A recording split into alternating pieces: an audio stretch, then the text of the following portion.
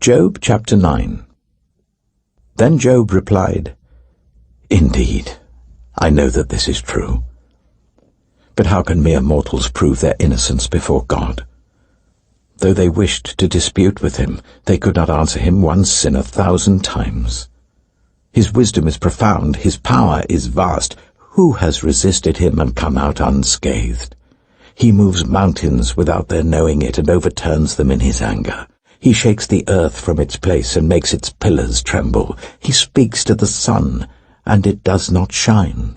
He seals off the light of the stars. He alone stretches out the heavens and treads on the waves of the sea. He is the maker of the Bear and Orion, the Pleiades and the constellations of the south. He performs wonders that cannot be fathomed, miracles that cannot be counted. When he passes me, I cannot see him. When he goes by, I cannot perceive him. If he snatches away, who can stop him? Who can say to him, 'What are you doing?' God does not restrain his anger. Even the cohorts of Rahab cowered at his feet. How then can I dispute with him? How can I find words to argue with him? Though I were innocent, I could not answer him. I could only plead with my judge for mercy. Even if I summoned him and he responded, I do not believe he would give me a hearing. He would crush me with a storm and multiply my wounds for no reason. He would not let me catch my breath, but would overwhelm me with misery. If it is a matter of strength, he is mighty. And if it is a matter of justice, who can challenge him? Even if I were innocent, my mouth would condemn me. If I were blameless, it would pronounce me guilty. Although I am blameless, I have no concern for myself. I despise my own life. It is all the same. That is why I say, he destroys both the blameless and the wicked. When a scourge brings sudden death, he mocks the despair of the innocent. When a land falls into the hands of the wicked, he blindfolds its judges. If it is not he, then who is it? My days are swifter than a runner. They fly away without a glimpse of joy. They skim past like boats of papyrus, like eagles swooping down on their prey. If I say, I will forget my complaint, I will change my expression and smile, I still dread all my sufferings, for I know you will not hold me innocent. Since I am already found guilty, why should I struggle in vain? Even if I washed myself with soap and my hands with cleansing powder, you would plunge me into a slime pit so that even my clothes would detest me. He is not a mere mortal like me, that I might answer him, that we might confront each other in court.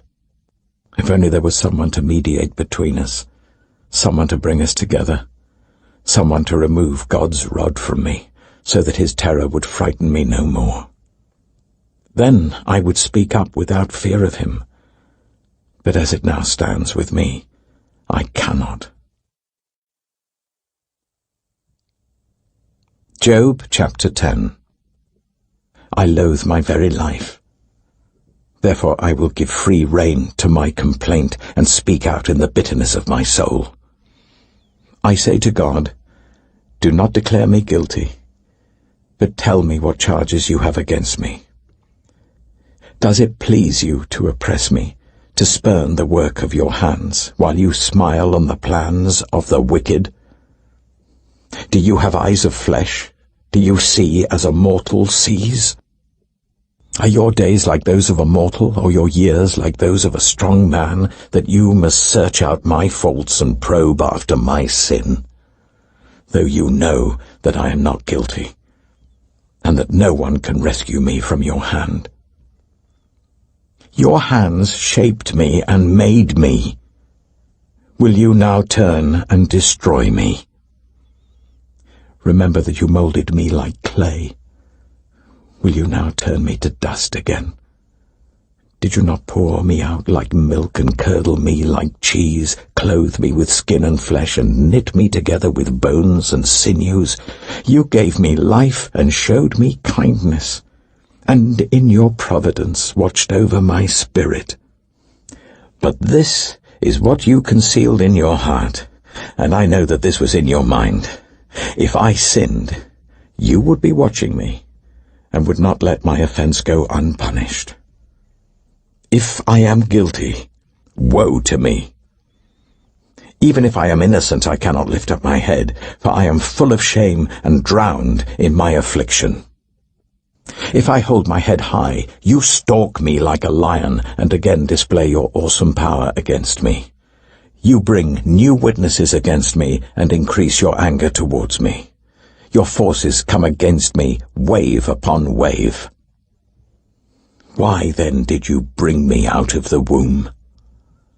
I wish I had died before any eye saw me. If only I had never come into being, or had been carried straight from the womb to the grave. Are not my few days almost over? Turn away from me so that I can have a moment's joy before I go to the place of no return, to the land of gloom and utter darkness, to the land of deepest night, of utter darkness and disorder, where even the light is like darkness. Job chapter 11. Then Zophar the Naamathite replied, Are all these words to go unanswered? Is this talker to be vindicated? Will your idle talk reduce others to silence? Will no one rebuke you when you mock? You say to God, My beliefs are flawless, and I am pure in your sight. Oh, how I wish that God would speak, that he would open his lips against you, and disclose to you the secrets of wisdom, for true wisdom has two sides. Know this, God has even forgotten some of your sin. Can you fathom the mysteries of God? Can you probe the limits of the Almighty? They are higher than the heavens above. What can you do? They are deeper than the depths below. What can you know? Their measure is longer than the earth and wider than the sea. If he comes along and confines you in prison and convenes a court, who can oppose him? Surely he recognizes deceivers, and when he sees evil, does he not take note? But the witless can no more become wise than a wild donkey's colt can be born human. Yet, if you devote your heart to him, and stretch out your hands to him, if you put away the sin that is in your hand and allow no evil to dwell in your tent, then, free of fault, you will lift up your face. You will stand firm and without fear.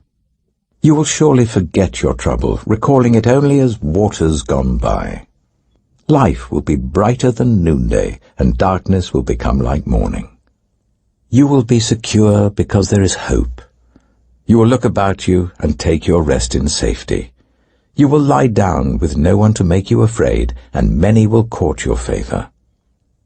But the eyes of the wicked will fail, and escape will elude them.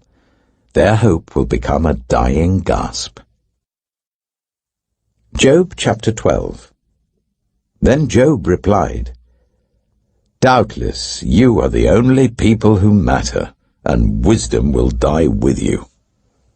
But I have a mind as well as you. I'm not inferior to you. Who does not know all these things? I have become a laughingstock to my friends, though I called on God, and he answered, a mere laughingstock, though righteous and blameless. Those who are at ease have contempt for misfortune, as the fate of those whose feet are slipping. The tents of marauders are undisturbed, and those who provoke God are secure, those whom God has in his hand. But ask the animals, and they will teach you, or the birds in the sky, and they will tell you. Or speak to the earth, and it will teach you, or let the fish in the sea inform you. Which of all these does not know that the hand of the Lord has done this? In his hand is the life of every creature and the breath of all mankind. Does not the ear test words as the tongue tastes food? Is not wisdom found among the aged? does not long life bring understanding. To God belong wisdom and power. Counsel and understanding are his. What he tears down cannot be rebuilt. Those he imprisons cannot be released. If he holds back the waters, there is drought. If he lets them loose, they devastate the land. To him belongs strength and insight. Both deceived and deceiver are his. He leads rulers away stripped and makes fools of judges. He takes off the shackles put on by kings and ties a loincloth around their waist. He leads priests away stripped and overthrows officials long established. He silences the lips of trusted advisers and takes away the discernment of elders. He pours contempt on nobles and disarms the mighty. He reveals the deep things of darkness and brings utter darkness into the light. He makes nations great and destroys them. He enlarges nations and disperses them. He deprives the leaders of the earth of their reason. He makes them wander in a trackless waste. They grope in darkness with no light. He makes them stagger like drunkards. Job chapter 13. My eyes have seen all this. My ears have heard and understood it.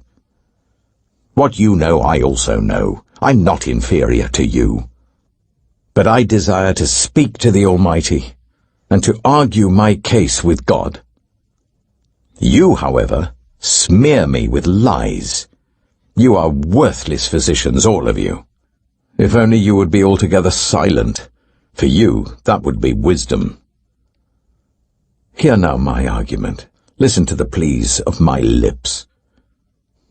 Will you speak wickedly on God's behalf? Will you speak deceitfully for him? Will you show him partiality? Will you argue the case for God? Would it turn out well if he examined you? Could you deceive him as you might deceive a mortal? He would surely call you to account if you secretly showed partiality. Would not his splendor terrify you? Would not the dread of him fall on you? Your maxims are proverbs of ashes. Your defenses are defenses of clay. Keep silent and let me speak. Then let come to me what may. Why do I put myself in jeopardy and take my life in my hands? Though he slay me, yet will I hope in him. I will surely defend my ways to his face. Indeed, this will turn out for my deliverance, for no godless person would dare come before him. Listen carefully to what I say. Let my words ring in your ears. Now that I have prepared my case, I know I will be vindicated. Can anyone bring charges against me? If so, I will be silent and die. Only grant me these two things, God, and then I will not hide from you. Withdraw your hand far from me, and stop frightening me with your terrors. Then summon me, and I will answer, or let me speak, and you reply to me. How many wrongs and sins have I committed? Show me my offense and my sin. Why do you hide your face and consider me your enemy? Will you torment a wind-blown leaf? Will you chase after dry chaff? For you write down bitter things against me and make me reap the sins of my youth. You fasten my feet in shackles. You keep close watch on all my paths by putting marks on the soles of my feet. So man wastes away like something rotten, like a garment eaten by moths. Job chapter 14. Mortals, born of woman, are of few days and full of trouble. They spring up like flowers and wither away, like fleeting shadows. They do not endure. Do you fix your eye on them? Will you bring them before you for judgment? Who can bring what is pure from the impure? No one. A person's days are determined. You have decreed the number of his months, and have set limits he cannot exceed. So look away from him and let him alone, till he has put in his time like a hired laborer. At least there is hope for a tree.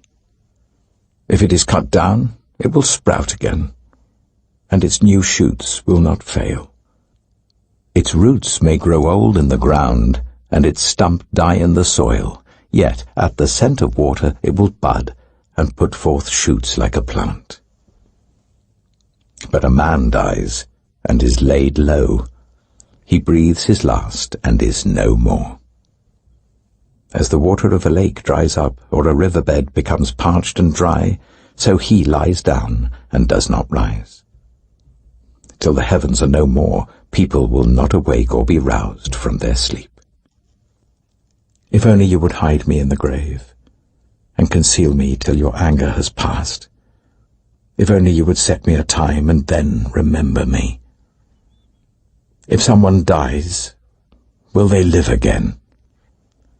All the days of my hard service I will wait for my renewal to come. You will call, and I will answer you. You will long for the creature your hands have made.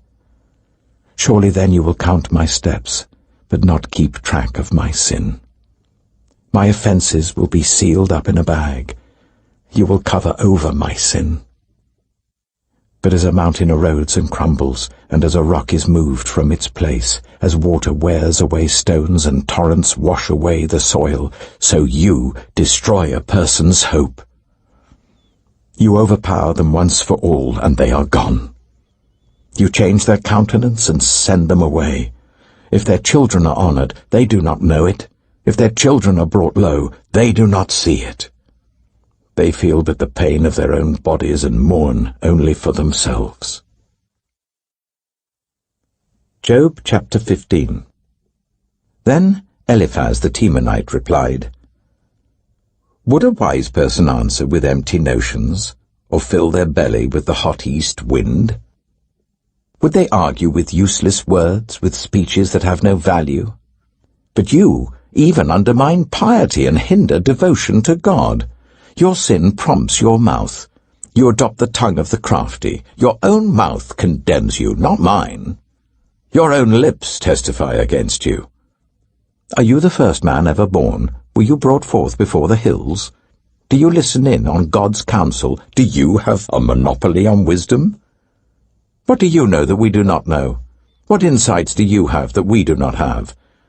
The grey-haired and the aged are on our side, men even older than your father.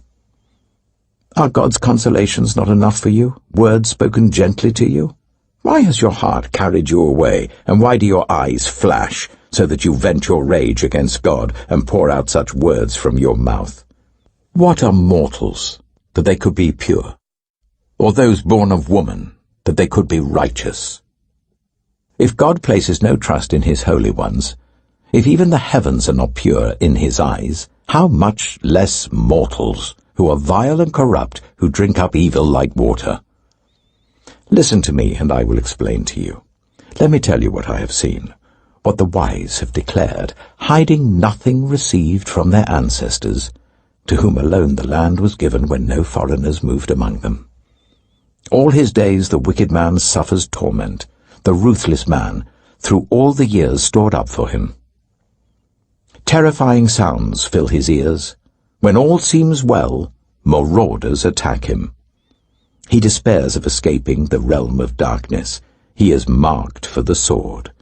He wanders about for food like a vulture. He knows the day of darkness is at hand.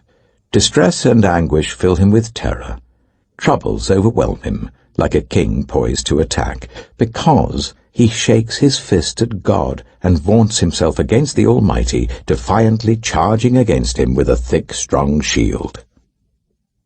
Though his face is covered with fat, and his waist bulges with flesh, he will inhabit ruined towns and houses where no one lives, houses crumbling to rubble. He will no longer be rich, and his wealth will not endure, nor will his possessions spread over the land. He will not escape the darkness. A flame will wither his shoots, and the breath of God's mouth will carry him away. Let him not deceive himself by trusting what is worthless, for he will get nothing in return. Before his time he will wither, and his branches will not flourish. He will be like a vine stripped of its unripe grapes, like an olive tree shedding its blossoms. For the company of the godless will be barren, and fire will consume the tents of those who love bribes. They conceive trouble and give birth to evil. Their womb fashions deceit. Job chapter 16. Then Job replied, I have heard many things like these. You're miserable comforters, all of you. Will your long-winded speeches never end? What ails you that you keep on arguing? I also could speak like you if you were in my place. I could make fine speeches against you and shake my head at you. But my mouth would encourage you. Comfort from my lips would bring you relief.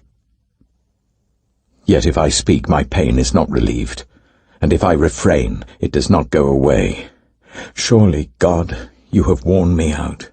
You have devastated my entire household.